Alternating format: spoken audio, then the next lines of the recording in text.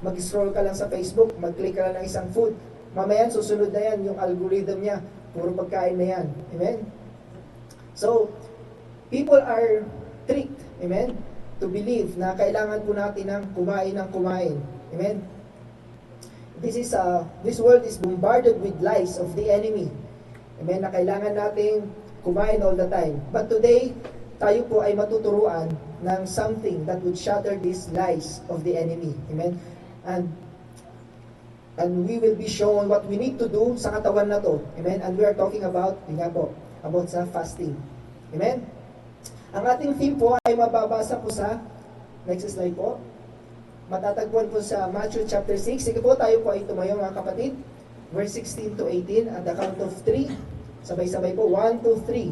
Moreover, when you fast, do not be like the hypocrites with a sad countenance, for they disfigure their faces, that they may appear to be fasting. Assuredly, I say to you, they have their reward. But you, when you fast, anoint your head and wash your face, so that you do not appear to men to be fasting, but to your Father who is in the secret place. And your Father who sees in secret will reward you openly. Purihin po ang pagkabasa ng salita ng Diyos. Salamat po, we can all be seated. Amen. So sa talata pong ito, makikita natin that God expects us to fast. Amen? This indicates that fasting is a personal act of devotion to God. Hindi po ito isang public show lamang. Amen? Yan po yung nakaugalay po ng karamihan, na kailangan makitang religious ako. Amen? So, they disfigure their faces, hindi sila maghuhugas, at ipinangangalandakan nila sa buong mundo. Amen? Sa mga kakilala, naka-fasting ako, bro. Diba? I'm telling you, sabi po ng Biblia, tinanggap mo na ang iyong reward. Amen? Pupurihin ka ng tao, papalakpak, ay, ito, napaka-religious na tao. Ayun na yun. Yun na yung tinanggap mo na yun yung reward mo. Amen? Gusto ba natin yun? Temporary reward. Amen? Mafi. Amen? So, marami pong beneficyong dulot ang fasting po sa atin. Amen? Unang-una na po dyan, if we do it right, amen? Meaning, when you say right fasting, yung ating puso, yung ating intentions, ay tama po sa harapan ng Diyos. Kapag ginawa po natin ito ng tama, amen? Then, ang sabi po ng Biblia, hindi ko po sinabi, there is a reward from our Father in heaven. Amen? At ito po yung nais po natin na hindi mananakaw ni naman. Amen? That reward. So, sino po ang nais po ng mabiyayaan po ng Diyos mula sa langit? Amen? Amen? Taas po ang kamay. Amen. So nakikita tayo ni Lord. Amen. So praise God. So may gantimpala po ang sino man na who will do it right. Amen. So pag-aralan po natin mga kapatid, bakit kailangan natin ng mag-fast? Next po. Amen. So fasting is a lifestyle for Christians. Ano nga ba ang fasting? So una-una, i-define po natin, it is, meron pala dito na stiff neck ako. It is abstaining from any solid foods or nutrients and is usually accompanied by prayer. So, alam niyo po na habang pinag-aaralan ko ito, bigla po ako nagkaroon ng conviction. Ito po ay sa akin lang po, no? You could correct me if I'm wrong. Amen? But I believe na lahat po ng mga believers who are truly seeking the Lord, amen? I believe that they should be all physically fit in general. Amen? Alam niyo po, hindi po yung sobrang katabaan po sila. Bakit po? Kasi gluttony is not evident in them. You get my point? Si Pastor Arma, hindi po mataba po yung ganyan. Cute po yan. Amen? Wala pong mataba po dito sa ano natin. Amen. Cute po yan. Amen? Bakit po? Kasi pag yung mga sobrang taba, fasting is not evident in them. Amen. Ito po ay sa aking personal na conviction. I mean, may mga kilala po kasi ako na bishop pa man din po siya. Napakalaki po ng iglesia na hawak po niya. Amen. And yet, ang sobrang katabaan. Amen. Sabi ko, nagpa-fasting. Baka stress sa mga tupa. Amen. Nagpa-fasting pa ba ito? I mean, how do you even approach God? Ang laki-laki po ng hinahawakan mong iglesia, amen, you should be always, Nakakitaan ka ng humility, Lord, paano ko i-handle ito? No? Andun dapat yung prayer and fasting sa kanyang buhay. Amen? Pero, amen? So, anyways, ang fasting po, amen? Merong ang spiritual significance po nito, you are humbling yourself before the Lord. Amen? Na kinikilala po natin na wala pong magagawa maliban na ito po ay ipahintulot ng Diyos. Tama po ba? Ang lahat ng bagay nangyayari na may kapahintulutan ng Diyos. Amen? So, yun po yung, we are after that. Amen? Kaya nga po, you humble yourself and you fast. Amen? So, sa Bible po, meron pong dalawa po na research ko po na tinawag po ng Bible na fat or very fat. Amen? Una po dyan si Eli, which is ang high priest. Amen? And yung pangalawa, si King Eglon. Siya po yung king ng Moab. Amen? So, hindi po siya kasama po sa Israelites. Amen? Pero itong si Eli, the high priest, he served the Lord all the days of his life. Pero nung katandaan na po, amen, so yun na, siguro hindi na nakapag-fasting. Sobrang, the Bible calls him very fat. Amen? Sa kanya pong, hanggang siya po ay namatay. Amen? And si King Eglon naman, he had a horrible death. Amen? So, but mainly, the Bible characters, sila po ay lagi po nagpa-fasting. So, they are more physically fit than the rest. Amen? Nakakasunod po ba kayo, kapatid? Amen. So, but the most important thing here, amen, sabi po dito, fasting is disconnecting from the world lust of the flesh. Amen? So, disconnecting from the worldly desires. Katulad po ng excess fat sa katawan po ng isang tao na nagpapahina sa katawan. Amen? Di ba, kadalasan, sabi nga ng pastora kanina sa kanyang patuto, di ba? Madaling hingalin. Amen? Kasi bakit? Your body is carrying more than what is supposed to be carrying. Amen? Kaya yung mga excess fat, kaya madali kang pagurin. Amen? So, ganoon din po, those worldly desires, amen, na kapag ito po yung pinagbibigyan ng katawan, nagpapahina po sa spiritual life ng isang Kristiyano. Amen? So, dapat po ito ay kinakat po natin. Amen? Disconnecting from the worldly desires. Amen? The Bible is talking about crucifying oneself. Amen? Sabi, deny yourself. Take up your cross and follow me. Amen? Deny yourself. Ano yung mga deny? Ano yung kailangan nating i-deny? Yan, yung mga worldly desires, the lust of the flesh and the lust of the eyes. Amen? So, wag po nating pagbibigyan ang hilig ng laman.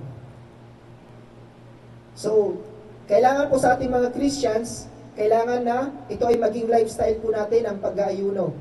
Amen? Sino po dito yung regular na nag-aayuno? Everyday? Hindi po, yung regular po. Regular every Friday. Ayan. Amen. Amen. Alam niyo po, may share po ako, no? Bakit napakahalaga po ng pag-ayuno sa buhay natin. Actually, alam nila pastora po ito, no? Yung aking buhay po dati. Amen.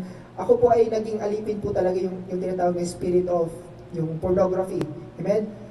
Ay, dekada po. Amen. Ano bang 10 years? Dekada, di ba? Dekada. So, decades talaga po naalipin po yung lingkod sa spirit of pornography. Amen. And I think, isa po yan sa pinakamahirap na kaaway ng isang Kristiyano. Why? Na-realize ko lang po nung nakapag-asawa na po ako. Doon ko na unti-unting na-realize. Why? It's because, ba't siya mahirap? In the beginning, God created man and women. At binigyan niya po, sabi po ng Diyos, go and multiply. Humayo kayo magpakarami. Kasama ng command na yon, amen, is that very powerful desire to procreate. Amen? Kasi kung wala yung force na yon, kung wala yung very powerful force, kahit magtabi ang mag-asawa na yan, walang mangyayari. You get my point? So, kalakip ng utos na yon, maghumayo kayo magpakarami, merong powerful and beautiful force, amen, na kaakibat noon. Do you get my point? Now, dahil po sa kasalanan, nabalahura po ang ano na yon, tawag nito, that powerful, that very beautiful force na dapat sana ay magamit para humayo at magpakarami. Amen? Ngayon, dahil po sa kasalanan ng tao, amen, nasira po yung ano na yun, nagamit po, na-abuse, amen, sa mali po. Amen? Kaya nga po, But still, that force is still existing right now. Kaya nga po, napaka-importante po ng disiplina ng isang Kristiyano. Pag may asawa ka na, amen, dumistansya ka dapat, amen. Huwag mong hayaan na ikaw ay malapit sa mga gatong, alam mo yung apoy, pag lalagi mong ginagatungan, lalo lumalakas ang apoy. Amen? So, mga Christians, especially mga husbands, amen, you should know your distance. Amen? Huwag mong hayaan na yung very powerful force na yon ay mapaypayan at magliyab yung apoy na yon. Amen? Hanggang sa hindi mo na mapigilan. Are you getting my point? Amen? Praise God. So, and I was a prisoner, mga kapatid, for decades. Ang hirap po labanan. Amen? Because of that powerful force. Amen? Dumadalo na po ako sa church. Amen? Nagagamit sa music. Alam niyo yun? But still, I'm doing it. Until one day, amen, dahil nagbabasa po tayo ng Bible, nabasa ko po sa John 8:36. Amen? Sabi niya po doon, hindi ko makakalimutan ang verse na to. If the Son sets you free, you will be free indeed. Para akong tinarak. Sabi ko, Lord, tinanggap na kita. Kiniklaim ko malaya ako, pero hindi pa pala ako malaya. Kasi bakit? I'm still a prisoner. Naalala ko yung moment. Amen. Ano po talaga, the Word of God is powerful and it's alive. Amen? Sabi po niya, if the Son sets you free, you will be free. Nagbitawan ko yung Bible ko, sabi ko, Lord, hindi pa pala ako malaya. Ba't ako umiyak? Amen. Praise God. So, I set myself, amen, sabi ko, I truly humbly seek the Lord. Amen, anong kailangan kong gawin? Ayun, kasama po yan, yung fasting, yung prayer, amen. At kung totoo po ang Diyos, amen, tapat po siya. Kung sino man ang talagang lumalapit at tunay na naghahanap sa Kanya, hindi niya po itataboy. Amen. Ganun po ang Diyos, ganun tayo kamahal ng Diyos. Amen. In fact, while we are still sinners, God sent His Son para tayo po ay tubusin, para tayo iligtas. While we are still sinners. Amen. So if we seek the Lord with all our hearts, with all our might, amen, and we will find Him. Amen. And miracles will happen. Amen. Praise God. Hallelujah. So praise God. So next po. Aabot pa kaya tayo? Daming itong slides. Amen. So, fasting in the New Testament. Amen. So, tingnan po natin yung mga examples po sa sa New Testament. Ang examples po ng fasting, ang ating Panginoong Jesus. Amen. So, sabi po dyan, Jesus Himself fasted. So, nabasa po natin kanina yung ating theme verse. Matthew 6:16 to 18. Amen. So, one of the golden rules na sinasabi ko po dati sa mga students, amen, na dapat po nating malaman, ano po yun? If Jesus did it, we should do it too. Amen. No more questions. If Jesus teaches it, amen, wala na tayo dapat pag-usapan.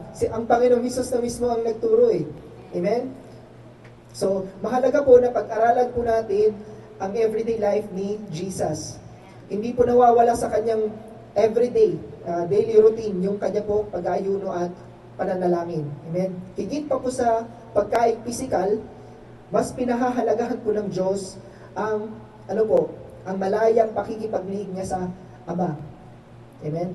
So kung mapapansin po natin, bago po siya, that's why yung tinatawag na 4 a.m., minsan, ang kain hindi nga 4 a.m., mas maaga pa doon, gumigising ang Panginoong Hesus, and He will go to solitary places just to pray to His Father. Amen. Hallelujah. Next, the early church fasted. Actually, hindi lang po yan, hindi lang po sa Acts. Napakarami pong examples po where the early church fasted. Amen? So, isa po na dito yung sa Acts chapter 13, 1 to 3. So, makikita po natin dito yung kanila pong corporate worship and prayer. Sila po ay sama-sama na nag-ayuno, amen, to ask guidance from the Holy Spirit, kung sino ba ang kanilang pipiliin upang isugo for their missions. Amen. Nabasa po ba natin yung Acts? Amen. Hindi ba po? So, basahin po natin, tawag dito. Napakahalaga po, na yung mga early church members and leaders ay 100% ang kanilang, ano bang tawag dito? Dependence sa banal na spirito. Bakit po? Unlike po sa panahon natin ngayon, noon po, wala po silang formal seminaries, formal trainings, di ba? Wala silang mga Bible schools po that time, amen? So, they are only relying, amen, sa, the ordinary training school of the Holy Spirit. Pero, hindi lang ordinary yun, super extraordinary, amen? Nakadepende sila 100% sa guidance at direction ng banal na spirito. Amen? So, every decision na kanila pong gagawin, sumasanggunit po sila sa pananalangin and fasting. Amen? So, yun po yung examples ko ng early church. Next po. Now, dito po tayo sa purpose. Bakit po tayo kailangang mag-fast? Bakit huwag po nating pakinggan yung mga commercials ng mundong ito?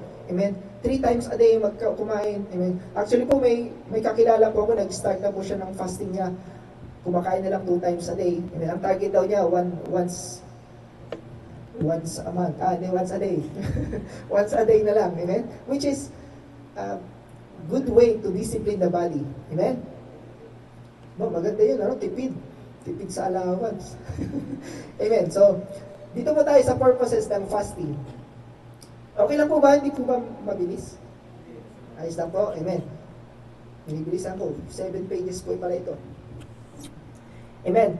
So, may tanong po ako, sino po sa atin ang nais makasunod sa nais ng Diyos? Amen po? Amen. Praise God. Alam niyo, hindi po kasi lahat sa atin dito yung eksaktong magagawa mo yung nais ni Lord. What I mean is, hindi po lahat sa atin dito pwedeng makasama sa mga medical mission fields or evangelical missions. Hindi po lahat kayang tumugtog. Amen? Hindi po lahat pwedeng sumampa sa bus at mag-preach po doon. Amen? So, sa mga LRT. Yan, tama. Sa loob ng train station. Amen? So, pero ilan po sa mga nais ng Diyos na kayang-kaya nating masunod ay unang-una, yung very specific, yung tithings. Amen? 10%. So, pag-receive mo ng yung salary, you can know exactly that you are following the Lord properly. Why? Kasi 10% eh. Amen? And ito po yung pangalawa, which is yung fasting. Amen? So, narito po ang ilang sa mga purposes. Amen? Bakit po tayo mag-fasting? Amen? Unang-una, receiving power. Amen? Sabi po yan, the Lord did not only teach fasting. He Himself fasted. Makita po natin yan sa Luke chapter 4, verse 1 to 2. Notice that in verse 1 of Luke 4, Jesus was filled with the Holy Spirit. But after prayer and fasting, Jesus returned in the power of the Holy Spirit. All the miracles of Jesus were done after His prayer and fasting. This means that prayer and fasting produced power to our prayers. Amen. So, kung mayroon man pong masasabi natin na isang perfect example giver, wala na pong iba kundi ang Panginoong Jesus. Amen? For example, kung siya ay nagbibigay ng isang example, you should maging, ano ba yung kanya? You should be like gentle as doves. Sabi niya. Kapag gumamit ng example ang Panginoong Jesus, siya yung pinaka-perfect na magbigay ng example. Bakit? Siya yung nag-create ng bagay na yon. So, He knows ang characteristics nito, ano yung mga details ng animal na yon. Amen? So, He knows exactly, perfectly, kung ano yung kanyang tinutukoy. Amen? Kaya ka napakaganda po pag-aralan yung mga examples na binibigay ng Panginoon, di ba? You should be as gentle as dove, but as wise as a serpent. O yun, ang Diyos din ang lumikha ng ahas. Amen? So, bakit daw tayo maging as wise as ahas? Amen? So, He is the perfect example giver. Kasi po siya mismo yung lumikha noon kung ano yung mga perfect details po noon. Amen? Hallelujah. So, and He designed and He created fasting. That's why when the Lord Jesus, He showed that He is fasting. Amen? Siya po yung perfect example na dapat po nating tularan. Amen po ba? So, we must always remember mga kapatid that we are always at spiritual warfare. Lagi po tayo nasa spiritual na digmaan. Sa anumang aspeto ng ating buhay, merong palaging warfare na nagaganap. Amen? At upang tayo po ay managumpay, kailangan po natin ng kapangyarihan ng Diyos na yung kapangyarihan ng Diyos, lagi namang laan yan eh. Anytime, anywhere. Amen? Nandun lang po sa magre-receive. Amen? And we could receive that power through what? Through prayer and fastings. Amen. Praise God. So, pwede nga pong next slide po yung Mark chapter, ayan, chapter 9. Pansinin niyo po dito, no? Basahin ko po Late pala. Nababasa po ba? Amen. Sabi dito sa Mark chapter 9, verse 25 to 29. When Jesus saw that the crowd was rapidly gathering, He rebuked the unclean spirit, saying to it, "You deaf and mute spirit, I command you, come out of him and do not enter him again." After crying out and throwing him into terrible convulsions, it came out, and the boy became so much like a corpse that most of them said, "He is dead." But Jesus took him by the hand and raised him, and he got up. Dito po sa verse 28, tingnan niyo po when he came into the house, his disciples began questioning him privately, "Why could we not drive it out?" Lord, ba't hindi namin mapalabas yung ilang beses na siya actually 2 verses po yan, ilang beses na silang nag-try. And Jesus, and He said to them, "This kind cannot come out by anything but by prayer and fasting." Amen. So kung babalik po tayo dun sa yung unang slide po, story po, yung receiving power. Amen. Ang Panginoong Jesus mismo ang nagsabi, may mga uri ng mga espiritu na hindi basta-basta napapalayas. Amen? Ng mga alagad. Even today, sa panahon po natin, amen? Marami pong naranasan po gano'n, na mahirap mapalayas sa mga spirits. But after they receive specific instructions from the Lord, mag-fast kayo ng ganitong araw, o ganitong ilang araw na ganito. After they receive instructions, and they fasted and they prayed, alam niyo po na palayas po yung mga spirits na po yun. Amen? Praise God. So, share ko lang din po, my first ever, ang mga first talaga, hindi mo makakalimutan, Nung nag-aaral po ako dati ng safety sa Riyadh, amen? Sa Nibos ko po, So, hindi po ako nakakadalo dito sa Al-Hasa. So, in-invite po ako doon sa isang church po doon. So, dumalo po ako. And then, the following Friday, in-invite po ako para mag-preach po doon. Nagpaalam ako, alam ni Pastora po yan sabi ko, tangan-tangan ko yung pangalan ng iglesia ng Proclaim. Sabi ko, naman na makapagkalat ako doon. Sabi ko, kaya, alam niyo, ilang araw po ako nag-ayuno. Amen, Lord. Sabi ko, what your people need in that church, yun po yung nais ko po na i-preach, Lord. Not my will, but your will. So talagang nag-ayuno po ako doon sa preaching na po yun.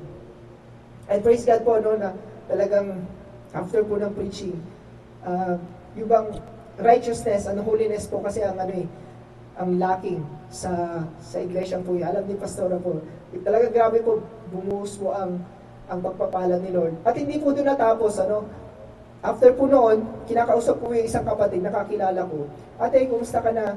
Sabi niya, 2 beses na akong nakunan. Sabi niya, medically, yung mga terms na sinasabi niya, hindi ko naman naiintindihan. So habang nakikinig ako, alam niyo yun, meron po akong na-discern sa kanya, sabi ng Panginoon, kailangan mo siyang ipag-pray. Kasi meron sa kanya na ninanakaw ng kalaban. Sabi ko, "Ate, saglit lang. Kaya ka nakukunan kasi meron ka sa possession mo na pag-aari ng kalaban." Sabi ko, na-shock sila. So, antayin natin yung pastor. Sabi ko, pag-pray ka niya, naitigil ako mamaya, no, ikaw mag-pray sa kanya.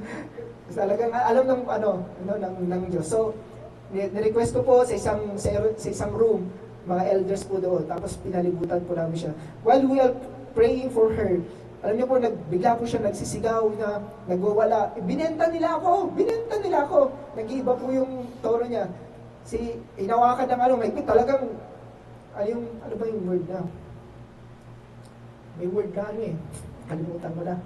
Nagwawala, basta yung may word dun Anyways, very violent, ayun. Napaka-violent talaga, no? So, ang daming humawak. Tapos nahimasmasan siya. Inilagay ko sa tapat ng kanyang tiyan, kinast out ko po yung kung ano may spirit na yun. First time ko, sabi ko, Lord, sige, sinabi mo, di susunod ako. Meron siyang sinuka na kulay green. Tapos yun, saluhin nyo. Plinastic po namin. Ayun, na-deliver po siya. Tapos yung kinento na niya, hindi niya alam kung ano yung nangyayari. After that, kinento niya na yung mother pala niya noon, father niya, inutusan sana umattend ng isang, hindi ko alam, parang yung festival sa isang lugar. Tapos magtirik ka ng kandila doon. Yung pala yung parents niya, ayaw siya na magkaroon ng anak in the future. So, parang nakipagkonsundo sila sa kaaway, na lahat ng magiging offspring niya ay nanakawin ng kalaban. So, yun na yung pala sinyalis, nagtirik siya ng kandila, yun na yung seal that all her offsprings will be sa enemy. Grabe ka-deceiving ang kalaban Pero praise God po, because of the power of the Holy Spirit. Amen. Dahil sa pag-ibig ng Diyos, amen, napalaya po, Praise God. So, hindi sa pamamagitan ng pagkain, amen, through the power of the Holy Spirit, mararanasan po natin, amen, ang kapangyarihan niya. Amen. Praise God. So, next, number 2, meron pa po, receiving. Balik po doon. Ayan po. Number 2 is to receive direction. The church at Antioch also fasted sa Acts chapter 30. Ay, nabanggit na po natin kanina. Amen. Yung mga missionaries in the Antioch church were born out of collective prayer and fasting of the leaders. Amen. So, natalakay po natin yun kanina. Before po sila pumili ng kung sino ipapadala for missions, sila po ay sama-sama na nag-fast and pray to ask God for direction and clarity. Amen? Hindi po yung God is a God of what? Of order, hindi po ng disorder. Amen? So pag ang Diyos ang nagbigay ng instruction, very clear po yan. Amen? Hindi po magkakaroon ng confusion. So, napakahalaga po na meron po tayong clarity. Kung walang malinaw na intention, hindi natin malalaman kung what, who, where, when, at kung papaano, kung may isa, why, ayan, how. Yan. Without the heavenly direction ng Diyos, hindi po magiging successful ang isang mission. Well, maybe sa talino ng tao, for a meantime, magiging successful ka, pero hindi po yung magtatagal. Amen? Without the direction talaga ng Diyos. Amen? And time again, nakita ko po yan sa iglesia po ng Proclaim. Amen? Na yung pagkakaisa po ng maraming mga leaders at even yung mga members lang po, nakikiisa sila sa prayer and fasting. And nakita po natin, amen, yung katagunan mula sa langit. Amen, kung meron po tayong ninanais. Alam niyo po, yung people come and go sa iglesyang ito. Pero ang iglesyang ito na natiling nakatayo na matatag. Bakit? Amen, because this church is constantly receiving direction. Amen, mula po sa Diyos. Amen, pag sinabi ni Lord, titigil na yan sa iglesia na yan. Amen, uuwi na si Glenda, tigil na. Patatayo na si Ayan. Tanging ang Diyos lang po nakakaalam. Amen. Praise God.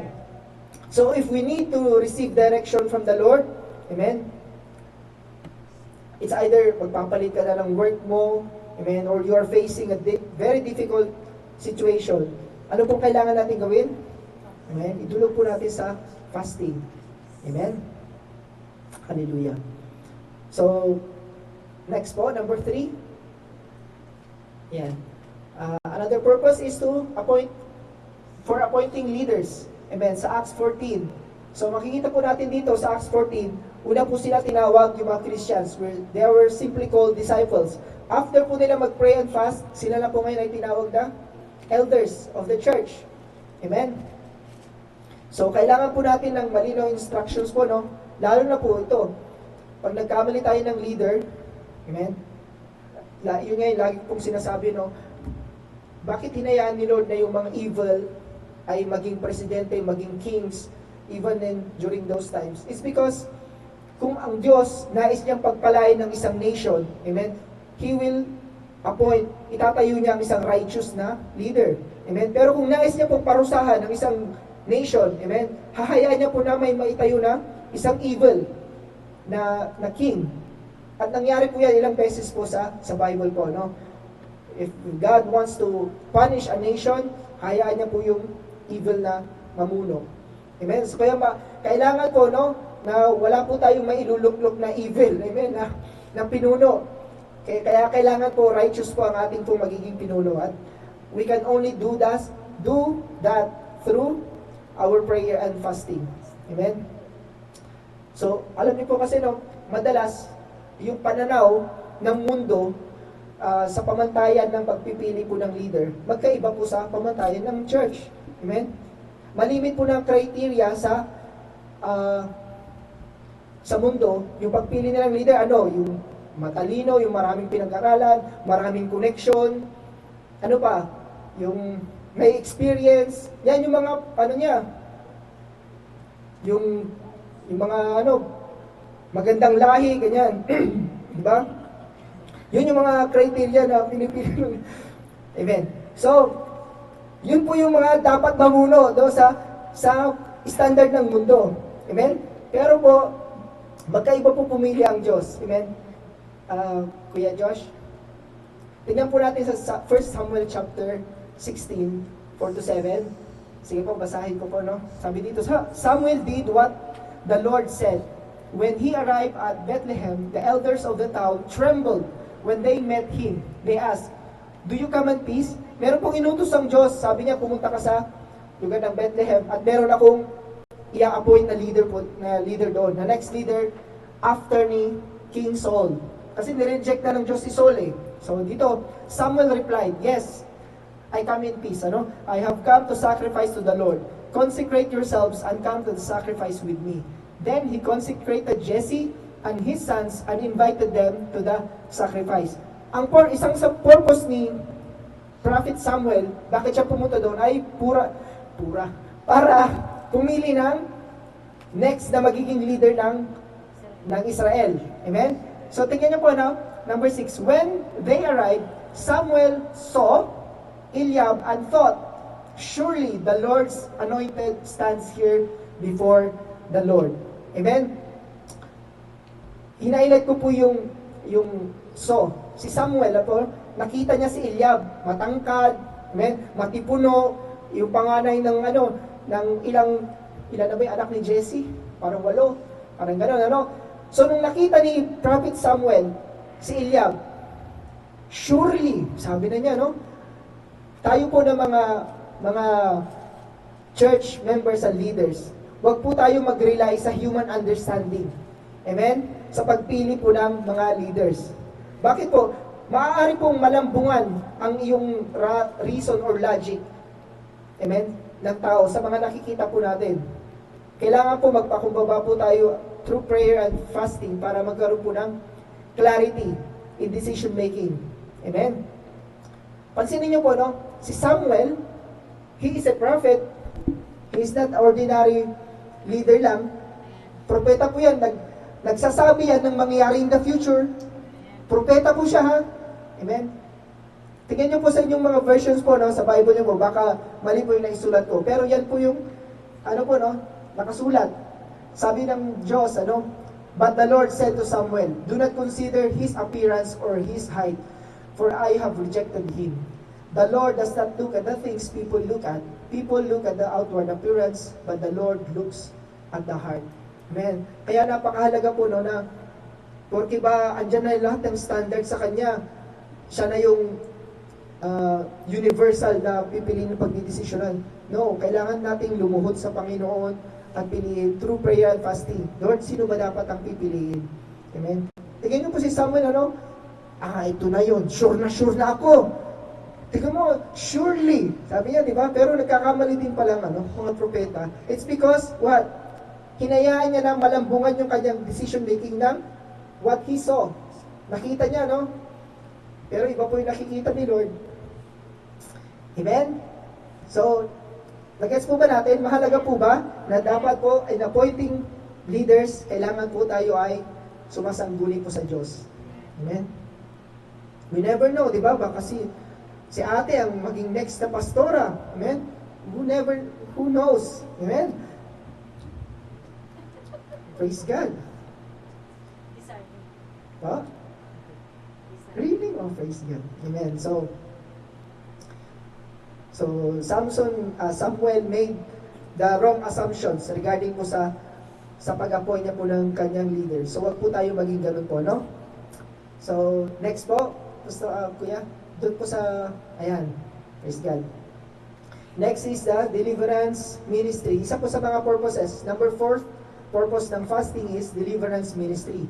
In Matthew 17, ito po, nabanggit na rin po natin kanina, yung bakit yung mga spirits ay ang hirap nilang palayasin. Amen? Ilang beses na po tinangka ng mga disciples ni Jesus.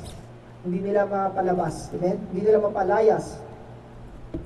So, it highlights, this verse, yung Matthew 17:21, it highlights the existence ng isang particular na very powerful na type ng spiritual attack na talagang required ang isa pong matinding level ng spiritual na disiplina and self-denial sa pamamagitan po ng prayer and fasting upang magtagumpay po tayo sa spiritual na battle na ito. Amen? Mag-amen po ang inaantok.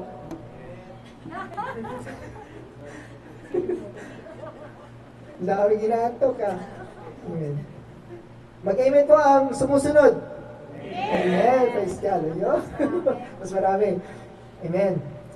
Kaya nga po, sa ating mga ginaganap na EGR, amen, nagkakaroon muna tayo ng 40 days prayer and fasting. Sino na po yung na-involve sa 40 days prayer and fasting po dito? Taas po kayo. Wow, praise God.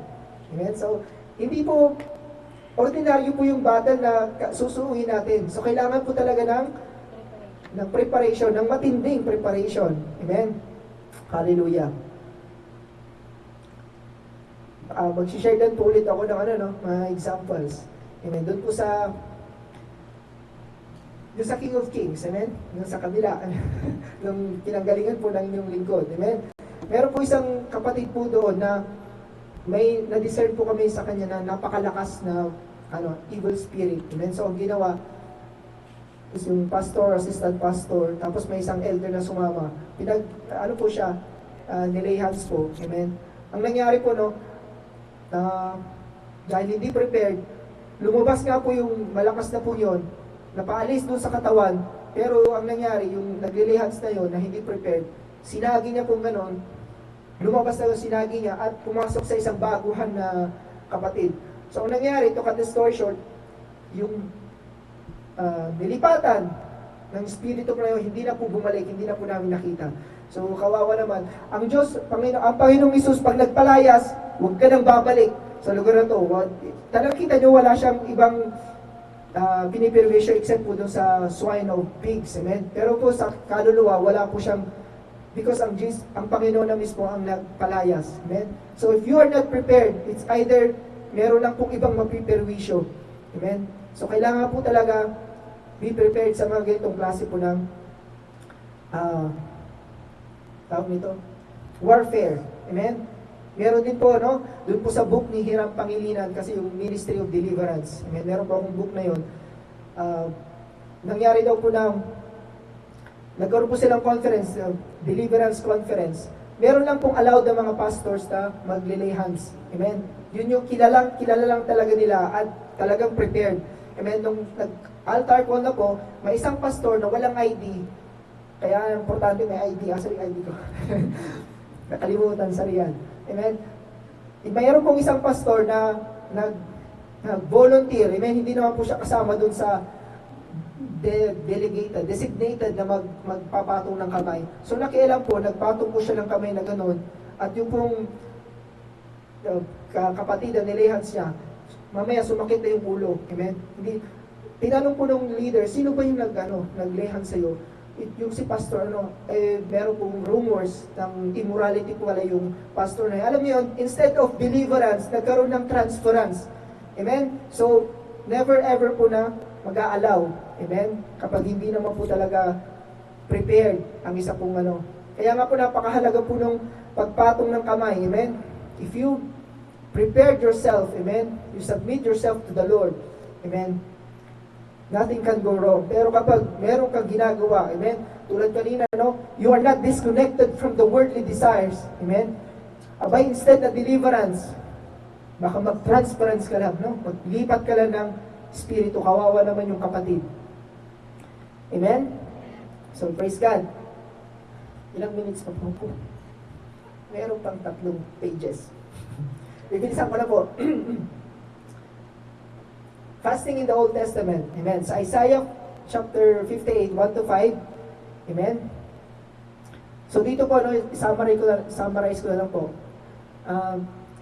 The act of abstaining from food was worthless in God's sight if the people failed to practice righteousness. Amen. Sinabihan po ng Diyos si Isaiah, Prophet Isaiah, na i-confront ang kanyang bayan, ang Israel. Bakit po? Dahil sa kanilang mga kasalanan. Itong bayan ng Israel, they are performing religious acts. Amen, mga rituals. They are fasting and asking and seeking God for favor. Pero hindi sila sinasagot ng Diyos. Kaya sila meron pa silang face na magreklamo sa Diyos. Bakit hindi kami sinasagot ni Lord? Amen. So ito po yung sagot ni Lord po sa kanila, na nireject ni Lord yung kanila pong klase ng pagpapasting. Nagpapasting nga kayo, pero kinakalimutan nyo naman ang acts of righteousness and holiness na aking hinahanap, sabi po ng Diyos. Amen? So, kaya nireject ni Lord ang ganong klase ng pag-ayuno, isang makasarili at hindi epektibong fasting. Kung ganito pong gagawin natin, kapatid, nagpa-fasting naman ako, amen, tapos patuloy ka pa rin sa ginagawa mong kasalanan, amen, ay nagpagutom ka lang, kapatid. Amen? Sayang lang yung pagpapagal mo. Nagpagutom ka lang. Amen? Hindi po yan kalulugdan ng Diyos. Amen? Amen po ba? Amen. Praise God. Ang tunay na pagsamba sa Diyos ay hindi po patungkol sa outward display. Amen? Ito po ay tungkol sa inner transformation and righteous living. Yan po yung hinahanap po ni Lord. So wala pong sa-isa yung fasting natin kung hindi naman tama yung pamumuhay ng isang tao. Amen? So, dito po tayo sa benefits. Kanina, ano ba yung isa? Ano ba yung benefits of fasting?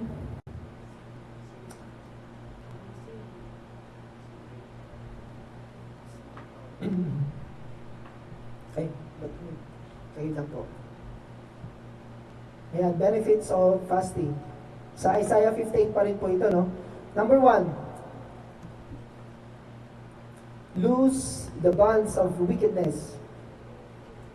So kasama po dito, yung kung tayo po ay nagpa-fasting ng tama, amen, it will lose the bonds of wickedness. Kasama po dito yung mga bad habits, yung anger, homosexuality, amen, masturbation, kasama po yan dyan, amen, yung pagiging lasenggero, amen. If you discipline the body sa pamamagitan po ng prayer and fasting, amen, you will see God move in your life. Amen? Ulitin ko po. Hala ko 2 minutes na ako. Amen.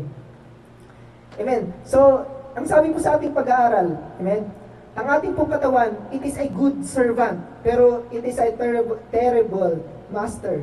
Amen. So, wag po natin hayaan na yung katawan ang maging master po natin. Amen. Gawin niyo po siyang servant. Amen. As if, kapag nag-fasting po kasi tayo, para po natin sinasabi sa katawan, you are not the master, you are the servant. Amen?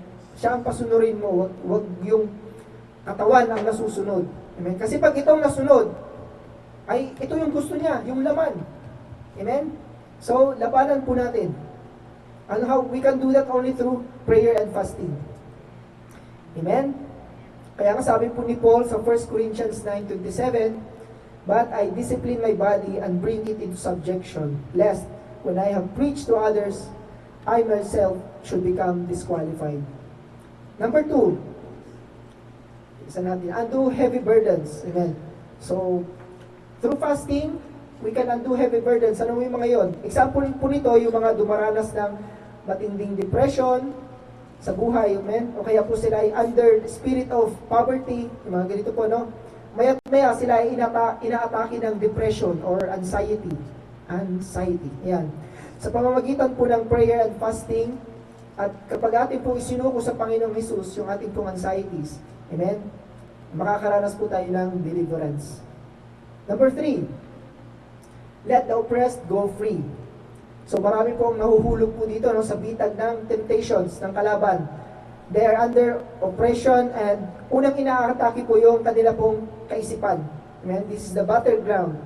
So, through fastings, oppressions will go and people will be free. Amen? Number 4, break every yoke.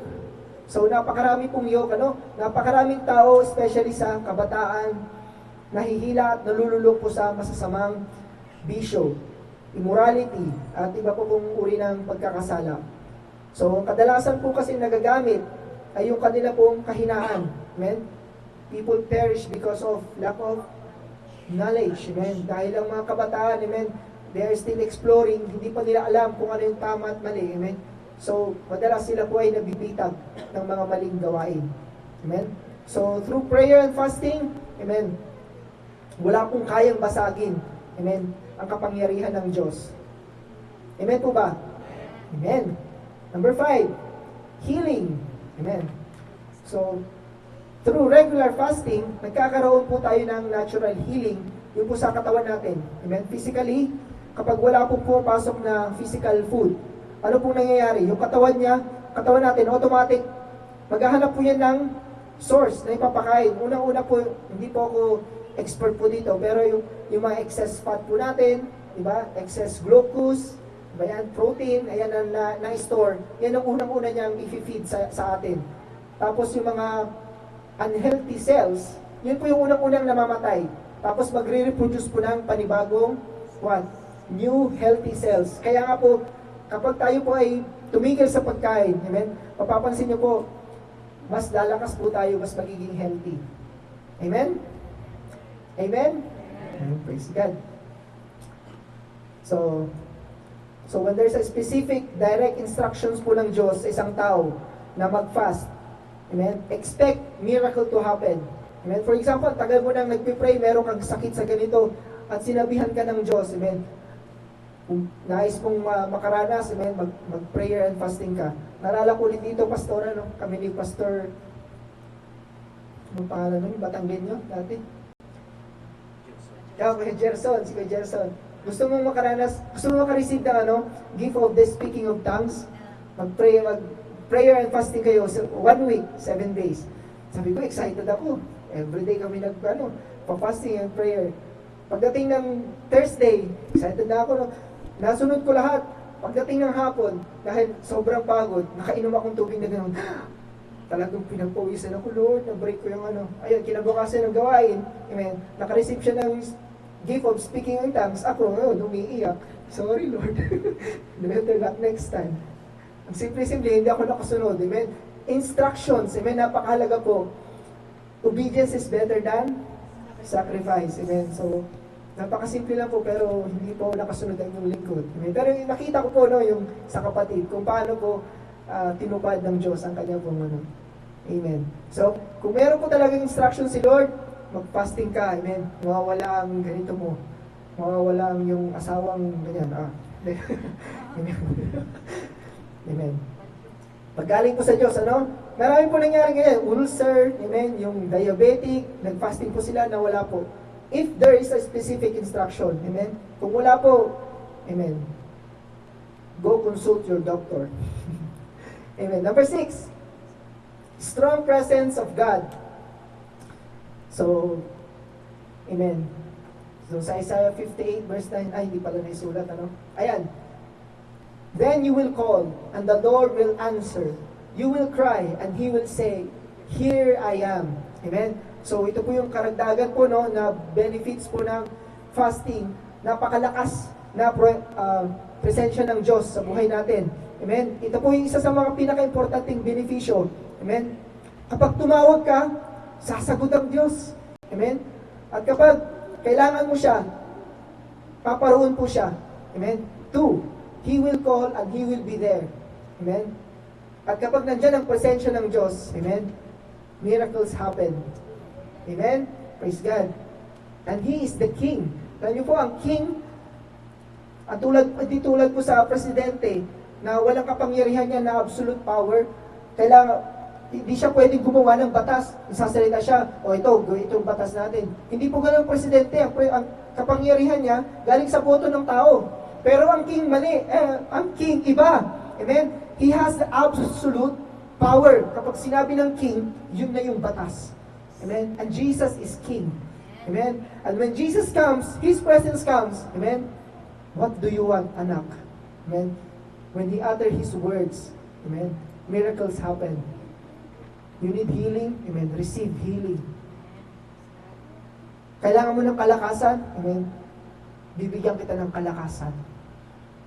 Praise God. Praise God. My Jesus is a King. Sabihin nga po natin, my Jesus is a King.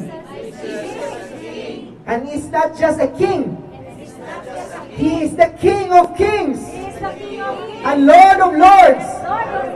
Amen. Praise God. Gising na gising tayo, no? Amen. Hallelujah. So, tapusin ko na po. Next po. When to fast. Kailan po tayo dapat mag-fasting? Unang-una, syempre, of course, when we are humbling ourselves, amen. Sabi po ni King David, amen, I humbled myself through fasting and prayer. Amen. Hari po ito. He's one of the greatest kings ever lived. Amen. Sa Bible po, pero he always humbled himself in front of the Lord. Amen. So, doon po sa, may nabanggit pala dito, sa 1 Kings chapter 21 to 27 hanggang 29. Amen. Si King Ahab po, no, nakareceive po siya ng prophecy galing kay Elijah. Amen. Itong mangyayari sa'yo. Ganyan. Na ikaw ay masama, itong mangyayari sa iyo in the future. Alam mo nangyari sa kanya? Winarap niya po yung kanyang kasuotan. Talagang nagtaano po siya.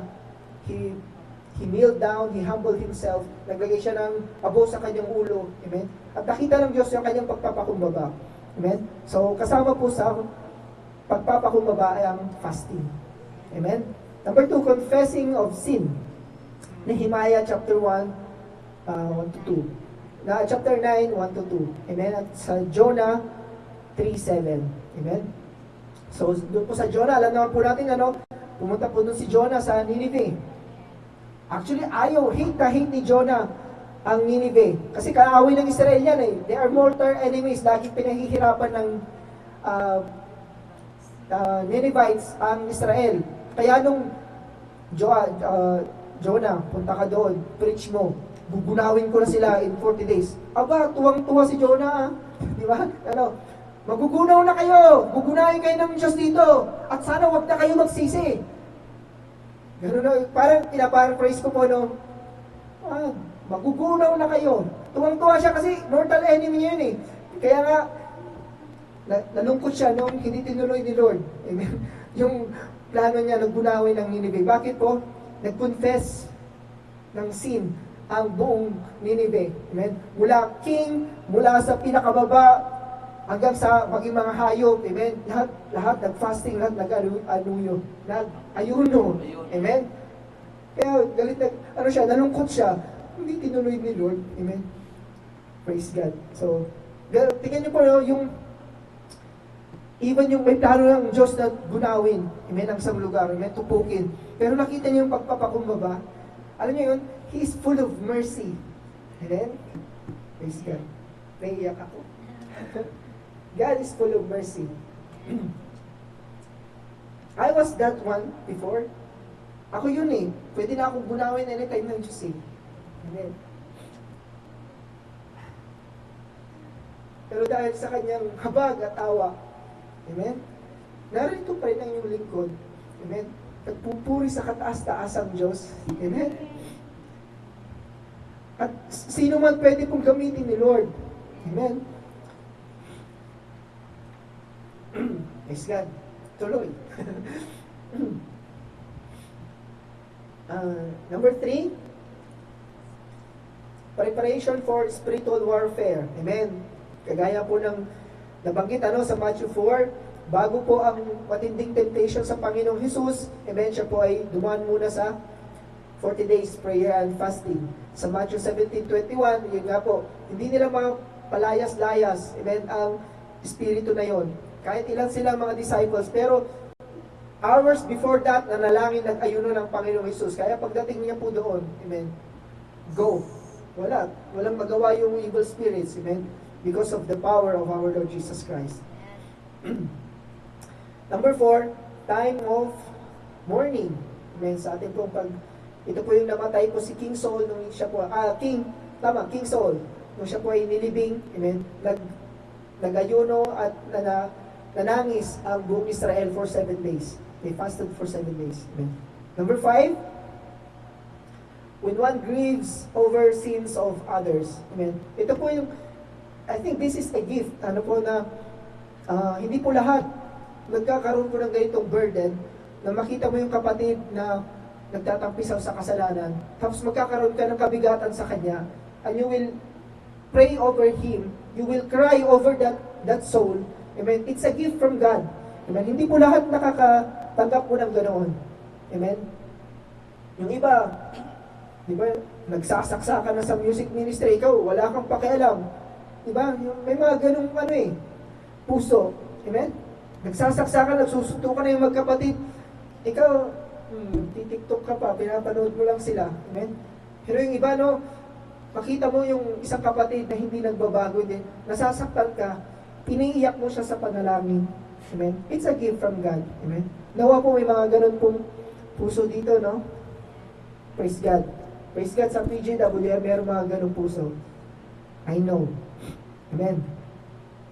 So, sabi po dito, sa Deuteronomy 9:18, amen.